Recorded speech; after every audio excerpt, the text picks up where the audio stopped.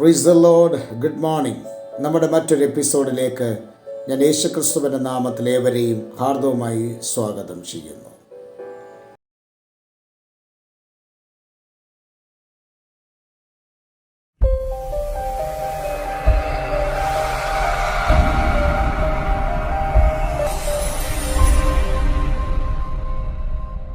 Praise the Lord. വളരെ അനുഗ്രഹിക്കപ്പെട്ട ഈ നിമിഷത്തെ ഓർത്ത് ദൈവത്തെ സ്തുതിക്കുന്നു. ഇന്നത്തെ പ്രഭാതത്തിൽ വളരെ അനുഗ്രഹിക്കപ്പെട്ട നിലയിൽ ദൈവത്തിൻ്റെ പരിശുദ്ധാത്മാവ് നമ്മളോട് സംസാരിക്കട്ടെ എന്ന് ആശംസിക്കുകയാണ്, പ്രാർത്ഥിക്കുകയാണ്. വെളിപ്പാട് പുസ്തകത്തിൻ്റെ ഗ്രീക്ക് പദമായ അപ്പോക്കാലിപ്സിസ് എന്ന ഈ പരമ്പരയിൽ നമുക്കൊരുമിച്ച് ഇതുവരെയും യാത്ര ചെയ്യുവാൻ സർവകൃപാലുവായ ദൈവം അവസരം തന്നു.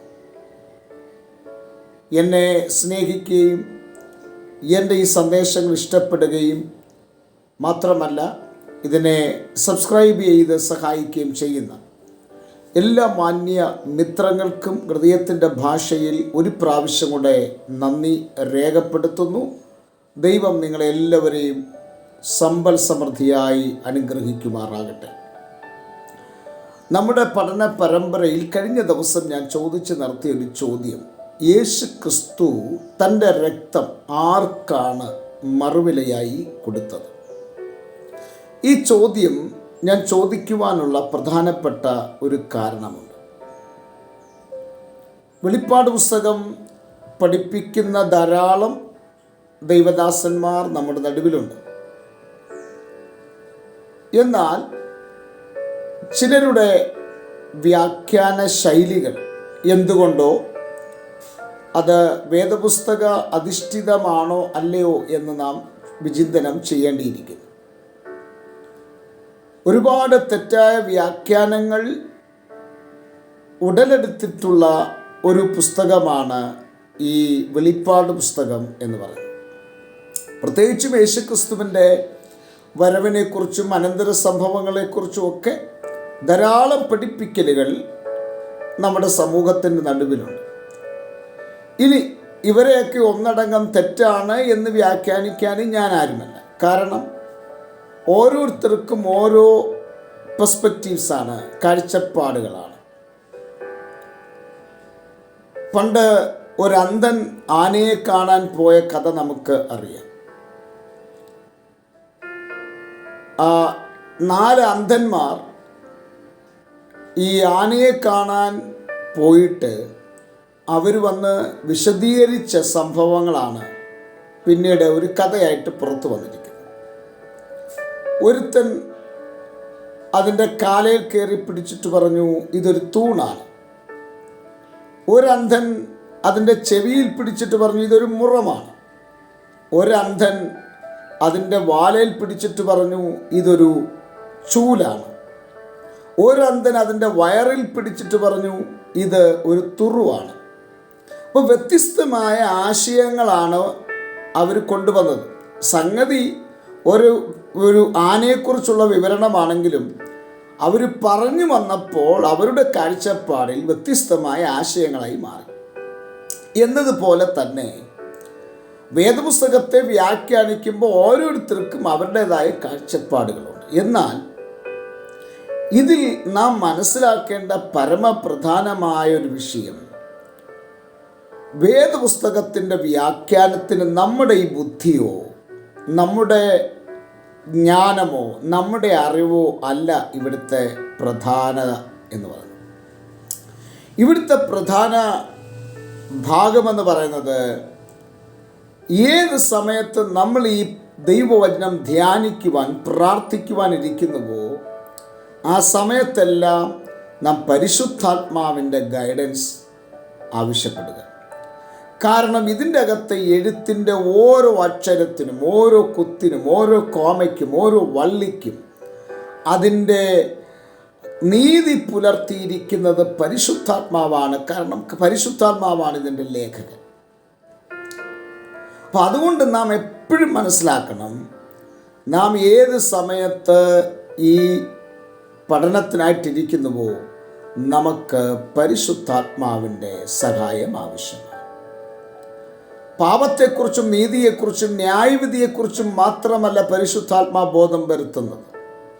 നമുക്ക് ജ്ഞാനവും ശക്തിയും അറിവും ബലവും ഒക്കെ പകരുന്നത് പരിശുദ്ധാത്മാവാണ്. അതുകൊണ്ട് പരിശുദ്ധാത്മാവിൻ്റെ ആ ഒരു സഹായത്തോടെ ഇരിക്കാമെങ്കിൽ എൻ്റെ ഒരു അഭിപ്രായത്തിൽ ഒരുപാട് ദുരുപദേശങ്ങൾക്ക് നിഷ്കാസനമുണ്ടാകും എന്നാണ് എൻ്റെ വിലയിരുത്തൽ. അതുകൊണ്ട് തന്നെ നമ്മൾ പരിശുദ്ധാത്മാവിൽ പ്രേരിതരായി ഈ ഭാഗത്തെ പഠിക്കുവാൻ ശ്രമിക്കുക. അപ്പം ഞാൻ ഇത്രയും പറഞ്ഞു വന്നതിൻ്റെ ആശയം, ഒരു വ്യക്തി പറയുന്നത് കേട്ടു, പിശാചിനാണ് രക്തം വിലയായി കൊടുത്തത്. ഇന്നലെ എനിക്ക് വന്ന 1-2 കമൻസ് സഭയ്ക്കാണ് കൊടുത്തത് എന്നാണ്.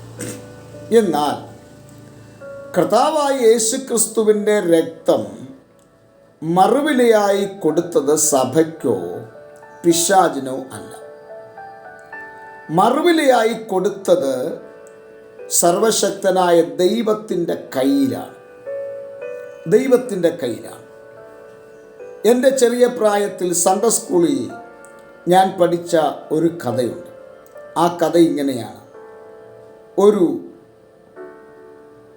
അപ്പൻ തൻ്റെ മകന് വേണ്ടി മനോഹരമായ ഒരു വള്ളം ഉണ്ടാക്കി കൊടുത്തു. ആ വള്ളം ഒരു സുപ്രഭാതത്തിൽ ഈ കൊച്ചു കുഞ്ഞിൻ്റെ കയ്യിൽ നിന്നും നഷ്ടപ്പെട്ടു. അങ്ങനെ ഒരിക്കൽ ഈ മകൻ ഒരു കടയിൽ ചെല്ലുമ്പോൾ ആ കടയിൽ ആ വള്ളം ഇരിക്കുന്നു. ആ മകൻ പറഞ്ഞു, ഇതെൻ്റെ വള്ളമാണ്, എൻ്റെ പിതാവ് എനിക്ക് ഉണ്ടാക്കി തന്ന വള്ളമാണ്. അങ്ങനെ ആ കടക്കാരനും ആ കൊച്ചു പയ്യനുമായിട്ട് ഒരു ചെറിയ ആർഗ്യുമെൻറ്റ്സ് അവിടെ ഉണ്ടാകും. ആർഗ്യുമെൻ്റ് ഉണ്ടായതിന് ശേഷം ആ മനുഷ്യൻ ആ വള്ളം ഈ കൊച്ചു കുഞ്ഞിൻ്റെ കയ്യിൽ കൊടുക്കുകയാണ്. ആ വള്ളം ആ കുഞ്ഞ് വാങ്ങിക്കുന്നു. ആ കുഞ്ഞ് ആ വള്ളവുമായിട്ട് തൻ്റെ വീട്ടിലേക്ക് വരും. താൻ വീട്ടിൽ വന്നിട്ട് തൻ്റെ പിതാവിനോട് ഈ കാര്യങ്ങളെല്ലാം പറയും. അപ്പോൾ പിതാവ് ഈ കുഞ്ഞിനോട് ചോദിച്ചൊരു ചോദ്യം, മോനെ നീ ഇതിന് വില കൊടുത്തോ? പറഞ്ഞില്ല, ഞാൻ ആ അദ്ദേഹത്തിൻ്റെ കയ്യിൽ നിന്നും ആ വള്ളം പിടിച്ച് വാങ്ങിച്ചുകൊണ്ട് വരികയായിരുന്നു എന്ന് പറഞ്ഞു. എന്നിട്ട് ആ കുഞ്ഞ് ആ വള്ളത്തിൻ്റെ വില തൻ്റെ പിതാവിൻ്റെ കയ്യിൽ കൊടുക്കുന്ന ഒരു ഭാഗം, ഒരു കഥ ഞാൻ സൺഡേ സ്കൂളിൽ പഠിച്ചതാണ്. ഇതുപോലെ ക്രിസ്തു തൻ്റെ രക്തം തൻ്റെ പിതാവിൻ്റെ കയ്യിൽ മറുവിലയായി കൊടുത്തിട്ട് പിശാചിൻ്റെ അധികാരത്തിലിരുന്ന തൻ്റെ ജനത്തെ എന്തു ചെയ്തു?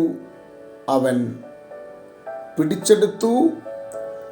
എന്നിട്ട് നമ്മുടെ വില തൻ്റെ പിതാവായ ദൈവത്തിൻ്റെ കയ്യിലേക്ക് കൊടുത്തു.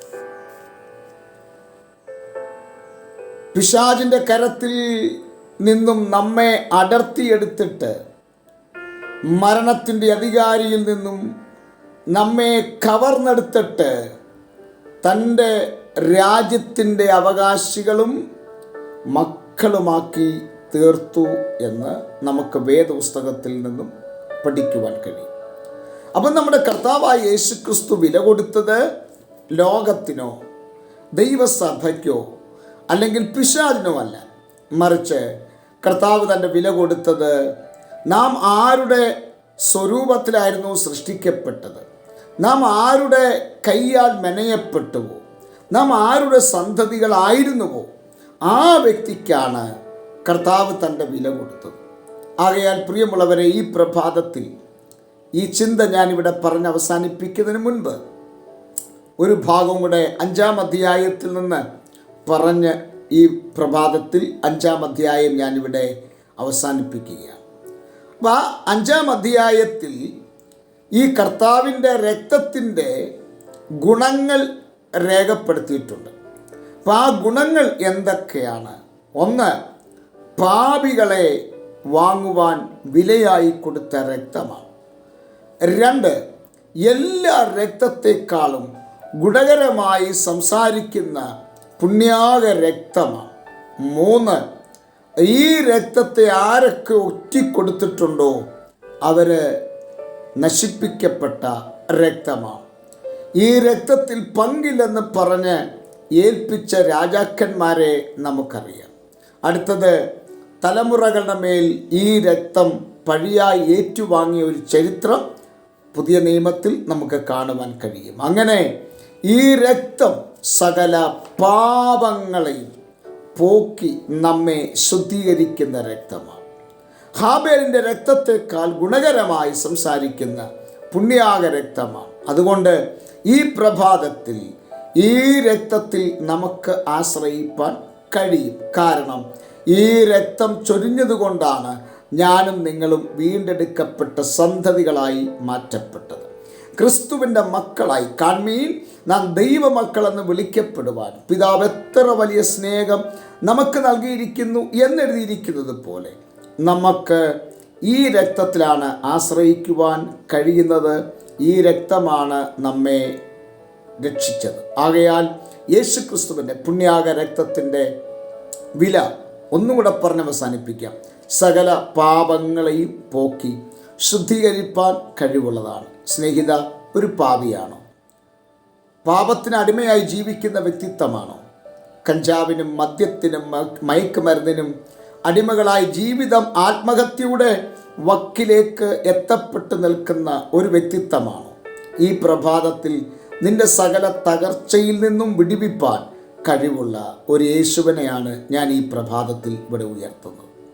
ആ യേശുവിനെ നിന്റെ പാപം എത്ര കടുംചുവപ്പായിക്കൊള്ളട്ടെ, അതിനെ ഹിമം പോലെ വെളുപ്പിക്കുവാൻ, നിന്റെ സകല പാപങ്ങളെയും ക്ഷമിച്ച് നിനക്ക് ഒരു നല്ല നിലയിൽ നിന്റെ സകല പ്രശ്നങ്ങൾക്കും പരിഹാരം കണ്ടെത്തി നിന്നെ സമൂഹത്തിൻ്റെ മാന്യതയുള്ള ഒരു വ്യക്തിത്വമാക്കി മാറ്റാൻ ഈ രക്തത്തിന് കഴിയും. ആകയാൽ ഈ പ്രഭാതത്തിൽ നിന്റെ ജീവിതത്തെ ക്രിസ്തുവിന് വേണ്ടി ഒന്ന് സമർപ്പിക്കുമോ? നിന്റെ പാപഭംഗുലമായ ജീവിതത്തോട് വിട പറഞ്ഞിട്ട് യേശുവിൻ്റെ മകനായി തീരുവാൻ നീ പ്രഭാതത്തിൽ ആഗ്രഹിക്കുമോ? അതേ മകളെ, നിന്റെ ജീവിതത്തിൻ്റെ സകല വിഷയത്തിനും പരിഹാരം തരാൻ കഴിയുന്ന യേശുവിനെക്കുറിച്ചാണ് ഞാൻ ഈ ദിവസങ്ങളെല്ലാം പഠിപ്പിച്ചുകൊണ്ടിരിക്കുന്നത്. ആകയാൽ ആ യേശുവിൻ്റെ അടുക്കലേക്ക് നമുക്ക് വരാം. നമ്മുടെ കണ്ണുകളെ അടയ്ക്കാം, പ്രാർത്ഥിക്കാം. നല്ല ദൈവമേ, ഞങ്ങളുടെ സ്വർഗസ്ഥ പിതാവേ, നിന്റെ ജനത്തെ അവിടുത്തെ കരങ്ങളിലേക്ക് ഏൽപ്പിച്ച് പ്രാർത്ഥിക്കുന്നു. എല്ലാവരും ഒരുപോലെ അനുഗ്രഹിച്ചാട്ടെ. ഈ പ്രഭാതം വലിയ അനുഗ്രഹമാക്കി തീർക്കണം. യേശു ക്രിസ്തുവിൻ നാമത്തിൽ തന്നെ ആമേൻ. എല്ലാവർക്കും ഒരു നല്ല പ്രഭാതം ഞാൻ നേരുന്നു. ക്രിസ്തുവിൽ നിങ്ങളുടെ പ്രിയ സഹോദരൻ പാസ്റ്റർ ജോ സാമുവേൽ.